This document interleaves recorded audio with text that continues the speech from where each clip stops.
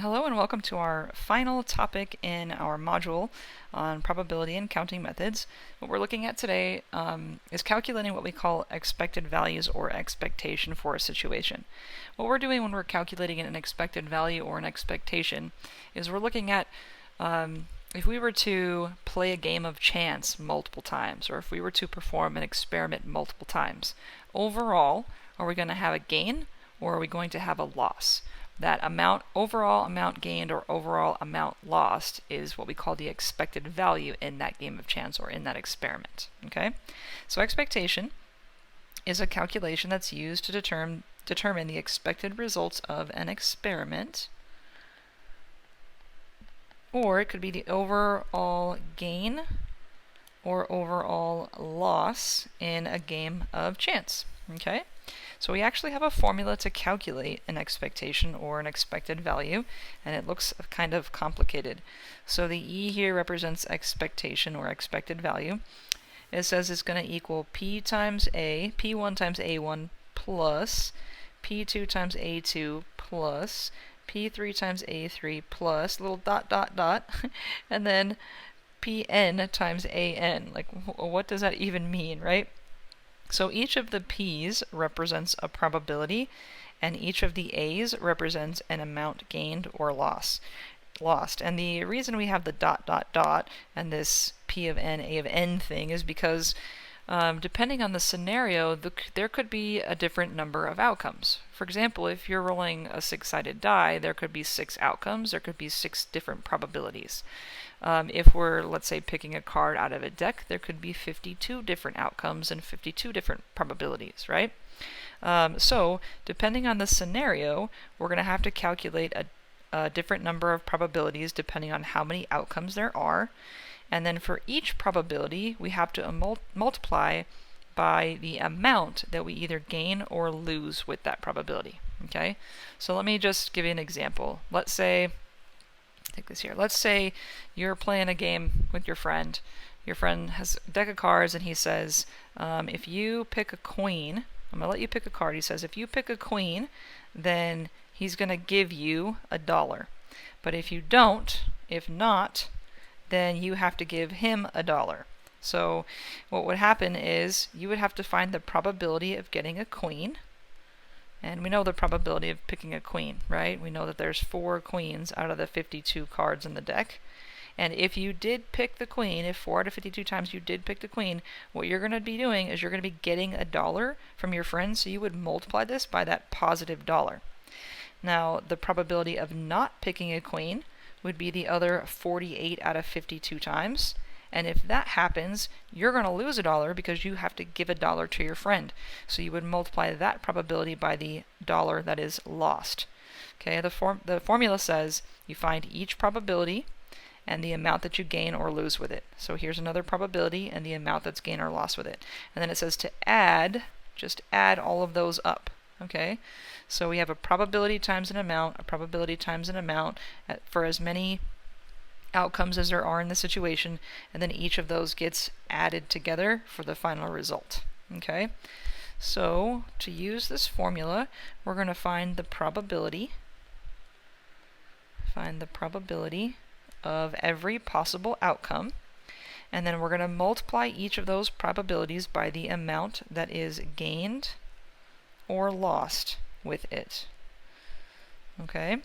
And then the last step would be to find the sum of each of those products. Add all those products together. And then just sort of as a rule, if you have a positive result, so if you calculated a positive expected value, that means that overall you're going to be gaining or, like earning, depending on what the situation is. If you have a negative expected value, then the expectation is that you're going to be losing overall. And then if your expected value was 0, that would be a break even. That means you're not gaining or losing in the long term. Okay, so this is all sort of based off long term. So positive would be a gain, positive would be a gain, negative would be a loss, and then 0 would be a break even. Okay, so let's look at this first example, which for some reason is numbered 6. I'm not sure how I started the numbering on this paper at 6, but it is what it is. So Teresa is taking a multiple choice test in which there are 4 possible answers for each question. The instructor indicates that she will be awarded 3 points for correct answers. She will lose 1 point for each incorrect answer, and then no points are awarded or subtracted for answers left blank. Okay? So if, part A, it says, if Teresa does not know the correct answer to a question, is it to her advantage or disadvantage to guess the answer? So we don't have to worry about leaving it blank. So we're looking at if she guesses the answer, is it to her advantage or disadvantage? That means, is the expectation going to be a gain overall, or is the expectation going to be a loss overall, a gain of points or a loss of points? So we're going to calculate the expectation. First, we define the probability of every outcome. Well, we're looking at her guessing, right? If she guesses, how many outcomes are possible there? Or what are the possible outcomes when she guesses? Well, when she guesses, she can either guess correctly or she can guess incorrectly. So the guess could be correct, or the guess could be incorrect. So these are the 2 outcomes, and I like to start with just writing them out in words. So according to the formula, we're going to have to find the probability for each of the outcomes. So what's the probability that she guesses correct? Well, it says that there are 4 possible answers for each question, and obviously only one of the answers is going to be correct. So that means the probability that she guesses correct is going to be 1 out of 4. So the probability she guesses correctly is 1 out of 4, which means the other 3 out of 4 times she's guessing incorrectly. Okay, so I've got both of the outcomes. I've got the probabilities for each of the outcomes. Now I have to multiply them by how much we gain or lose. So here it says she's going to be awarded 3 points for each correct answer. So I'm going to multiply the probability that she guesses correct by a positive 3 because she gains 3 points if she gets it correct. Okay. Now it also says that she's going to lose 1 point for each incorrect answer. So I'm going to take the probability that she's incorrect, and I'm going to multiply it by a -1 for the loss of 1 point when that happens. Okay? Now, according to the formula, again, after we find each probability, multiply each probability by how much is gained or lost, we have to add the results. So here, our expectation is going to equal something that the calculator can spit out for us, which that's actually not too hard to do by hand, but let's just let our calculator, so we don't do anything silly. So she has a 1 in 4 chance of gaining 3 points plus she has a 3 in 4 chance of losing a point. And that gives us an expectation of 0. So if the expectation is 0, is it to her advantage or disadvantage? Well, neither. She's not advantageous because it's not gaining her any points overall. It's not disadvantageous because it's not losing her any points overall. So the answer would be it's neither, because she breaks even.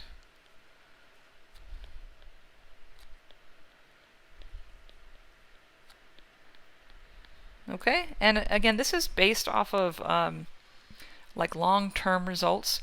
So let's say that the test had 100 questions and she was going to guess on all 100 questions, right? If this were to happen, overall, we would expect that she breaks even. Okay?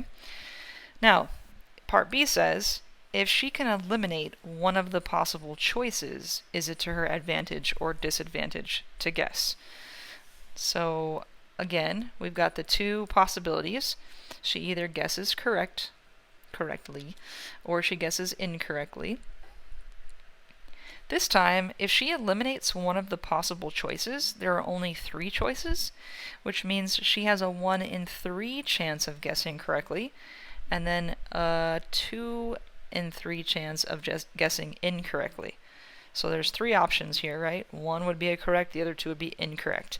Now she's still going to gain 3 points for this right answer, and she's still going to be losing 1 point for the wrong answer here, but because she eliminated an option, right, she's only got 3 options that she has to try to guess from. So if we add these results, we will calculate our expectation. So what is the expected value this time? Well, let's see. Let's just go up here and change that to 1 out of 3, and then this would be 2 out of 3. And now we have a 0.3 repeating, or 1/3 if we want. So this would be 1/3 or 0.3 repeating. So to our advantage or disadvantage, because this expectation is positive, what it's telling us is that overall she will be gaining points. So this would be advantageous. It is to her advantage. It is advantageous. To her advantage. Okay? Not so bad, I hope. Alright, let's try another one. Number 7, so at least I am in order, 6 then 7, although this should be 2. It says, John and Jen play the following game. John picks a card from a standard deck. If he picks a club, then Jen gives him $4. If not, he gives her $2. So we're going to calculate an expectation for John and an expectation for Jen. Okay, so we're picking a card from a deck. What are the outcomes? That's what we need to establish first. So what are the outcomes? Well, it says that if he picks a club, then Jen gives him $4. If not, then he gives her $2. So those are the 2 outcomes. Either a club is picked or a club is not picked. So we get a club or we don't get a club. Okay, not a club. A club or not a club. Okay, so for John, or let's just find the probabilities first, okay? What is the probability that we choose a club? Well, choosing a club, there are 13 clubs out of the 52 cards in the deck, which means the other 39 out of 52 cards are not clubs. Okay? Now, what's happening for John in this scenario? Okay? If he picks a club, sorry, let me change colors here. This says, if he picks a club, then Jen gives him $4. So if the club is selected, John is going to gain $4. Then it says, if not, he has to give her $2. So if it's not a club, he is going to be losing the $2. Okay? So we need to add these together to calculate our expectation for John. So let's see, we have 13 out of 52 times he picks a club and gains $4, plus we have 39 out of 52 times he doesn't and he has to pay up. He's got to give Jen $2. So the expectation is a negative 0.5 or a negative 1/2. So this would be, what is negative, right? Yep. Negative 1/2 or negative 0.5. So for John, this is no good. Okay, since the expectation is negative, overall he would be losing. Now, how does this change for Jen? Well, it's the same 2 outcomes, right? They're still getting a club and not getting a club. The probability of getting a club doesn't change. There's still a 13 out of 52 chance that the club is chosen. There's still a 39 out of 52 chance that it's not chosen. But how does this change for Jen? Okay, if a club is chosen, what's happening? Okay, so if a club is chosen, then Jen has to give $4. So for Jen this time, her giving the $4 means when a club is chosen, she loses the $4. And if not, he gives her $2. So not a club this time is positive for her. Here she gains the $2. Okay? So basically the signs are switching for Jen. And so how does that impact our answer? Well, let's find out. Okay, if we change the signs here, made Nice feature of Desmos, right? We don't have to retype everything. If we change the signs, what happens? Hopefully this was expected. For this expected value, we end up with a positive 0.5. So a positive 1/2 or positive 0.5. So who has the advantage in this game? Definitely Jen, okay? So Jen has the advantage here. Doesn't ask that, but so that we are aware, okay, Jen has the advantage because her expectation is positive. So overall, if John and Jen played this game a whole bunch of times, she's going to end up coming out ahead and he's going to end up losing. No good, okay? No good for John and good for Jen, I guess. All right, let's try another one. So number 8, going in my sequence of wrong numbering, when Mr. Winter attends a catered event, he is given the opportunity to purchase a ticket for the $75 door prize. The cost of the ticket is $3, and 150 tickets will be sold. Determine the expectation if he purchases a ticket. So first we got to think about the outcomes in the situation, okay? He buys this ticket, what are the outcomes? He purchases a ticket, what can happen? Well, he can lose, right? He can lose, or he can win. Those are the outcomes when he buys the ticket. So we need to find the probability that he'll lose, and we need to find the probability that he'll win. Let's go with win first. It says he's going to purchase one ticket, and there's 150 tickets sold. So what's the probability that he wins? Well, he has a 1 ticket out of 150 tickets chance of winning. So then losing is the other 149 out of 150 tickets. Okay? So it's 1 out of 150 for a win, 149 out of 150 for a loss. Now each of those probabilities has to be multiplied by how much we gain or lose. Okay? So let's go with the loss. If he loses, what is he actually losing? Well, the cost of the ticket is $3. So if he loses, all he lost was the $3 he spent on the ticket. So we're going to multiply this. Let me change this color again. We're going to multiply this. Cost of the ticket was $3. That would be what he's losing. So we're going to multiply by a -3 there.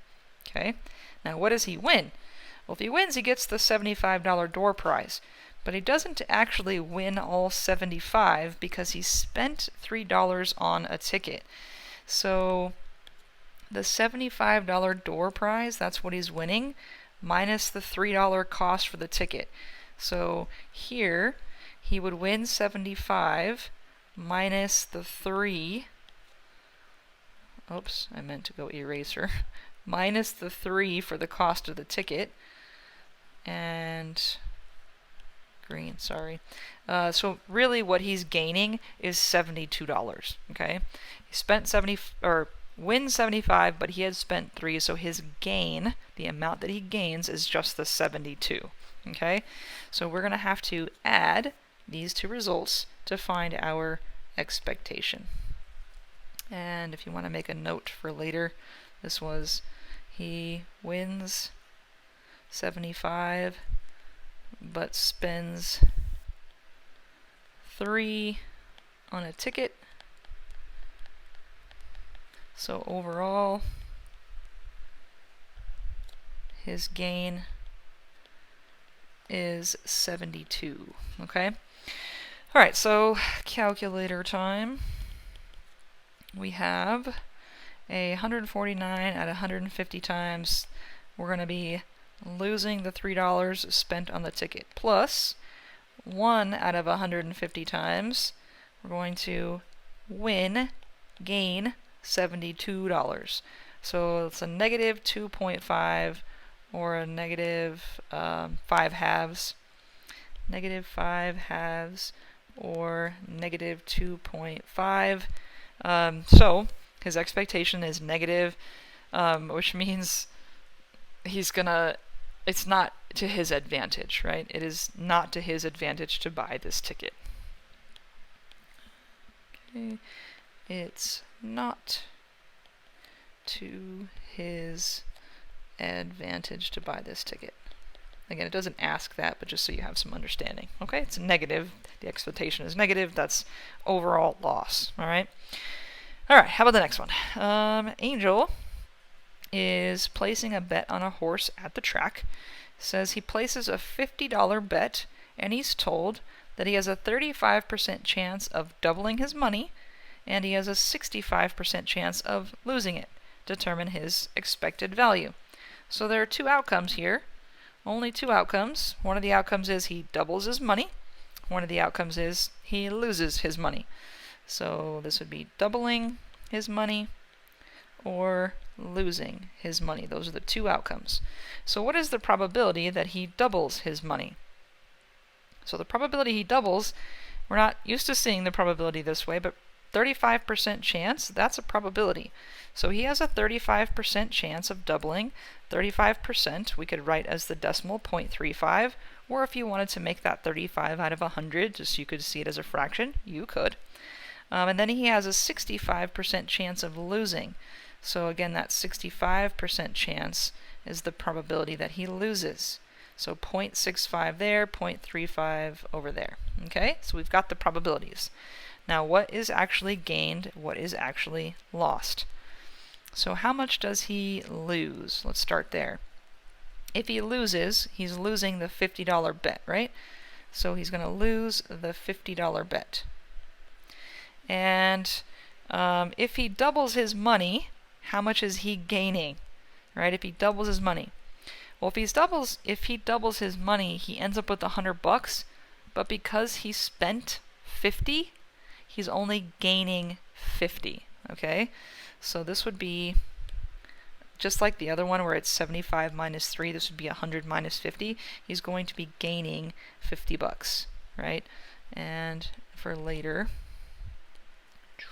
for that, so he doubles to 100, but he spent 50. Okay, so he's only gaining 50. Now, formula says let's add these two and we will have our expected value or our expectation. So we've got 35% chance of gaining $50 plus a 65% chance of losing $50. And obviously this is going to be bad for him. So it's negative 15 long term, not to his advantage. Okay, it's not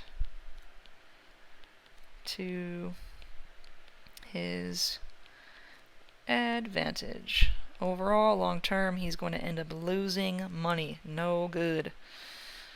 And I think this is in general what happens when you gamble, but there it is. Okay, we've got, one last problem to look at here. And it's going to incorporate something called a fair price. The fair price for a game of chance basically should cancel the expected value. It should, I don't know if cancel is the right word. Well, I'll come back to that word. The word is escaping me at the moment, okay? That's going to bother me. We'll come back to it. All right, so the last problem here, it says, suppose you're playing a game in which you spin the pointer that's shown in the figure, and you are awarded the amount that is shown under the pointer. So if it lands on a 10, you're going to be given $10. If it lands on a 20, you're going to be given $20. But it costs $10 to play the game. So we need to determine the expectation of a person who plays this game. So we need to know all of the outcomes. What are the different outcomes? What are the different things that could be landed on for someone who plays this game? Well, the outcomes could be that you land on a 2, or you could land on a 10, or you could land on a 20. This is $2, $10. 15's in there, sorry, just so we can go in order. Or we can land on 20, right? Those are the different things we could land on. 2, or 10, or 15, or 20. So let's find the probability of each of those things happening. Now, if I want to find the probability here, the circle needs to be broken into equal parts. So I'm just going to put some lines in here so that we could see that this circle could be broken into 8 equal spaces. Hopefully you're with me on this. So that each of those equally would be a 1 in 8 chance, okay? So if we're landing on a 2, how many of those 8 equal spaces are occupied by the 2? Well, we've got 1, 2, 3 of them. So we would say that the probability of landing on a 2 would be 3/8. So we have a 3/8 chance of landing on a 2, okay? And then the 10. The 10 is just like the 2, right? 1, 2, 3 slices of the pie there. So we're going to say there's a 3/8 chance of landing on the 10. The 15 is just one slice of that pie there.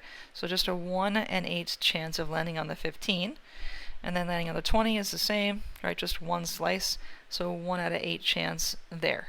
All right. So we have each of the outcomes. We've got the probability for each of the outcomes. And now we need to know how much we gain. How much do we gain? Or how much do we lose, right? Remember, it costs $10 to play. So if you pay 10 and you land on the 2, that means you're going to get the $2. So if you paid 10, but you get 2 back when you land on it, then what's happened in this situation is you have lost $8. Okay? How about if you land on the 10? You paid 10, you spin, you get 10 back. Well, that's a break even. You get 0 gain, 0 loss. Now, if you pay 10 but you get back 15, then you're going to be up $5, right? And if you paid in 10 but then you landed on the 20, right? You paid 10, you get 20, that means you're going to be ahead $10 here.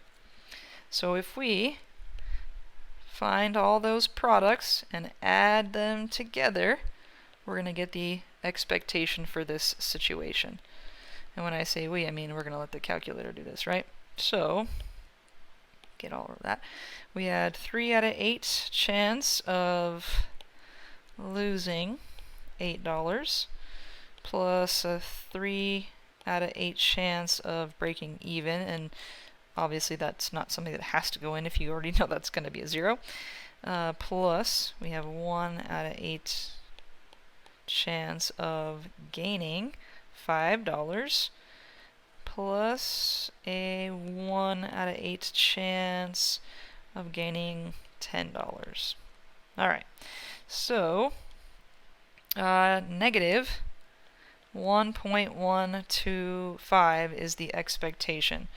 Negative means overall we're going to be losing here. This means if someone were to stand there and play this game over and over and over again, they're going to be losing, and specifically they would have an overall loss of $1.13-ish. Okay, so what is the fair price then to play this game? What would make this game fair is to offset the negative expectation. That's the word I was looking for earlier. So let's say it should offset, okay, the expected value. So if the expectation is that we're losing $1.13, right? Think about this in terms of money. This would be losing $1. Well, we would round that, right, to $1.13. If we want to offset that loss of $1.13, then let's charge $1.13 to play this game. So the fair price to play would be $1.13. Technically it's $1.12.5, but we don't have half cents, right? So that's rounded. Okay, so that is that. This is probably one of the more challenging topics, I think, because you really have to kind of piece it out, make sure you're looking at all of the outcomes, make sure you're correctly calculating the probability for each of those outcomes, and correctly determining how much you gain or lose, especially if there's a cost that to factor in there, okay? So work through some of those practice problems, and as always, if you find yourself struggling, just reach out.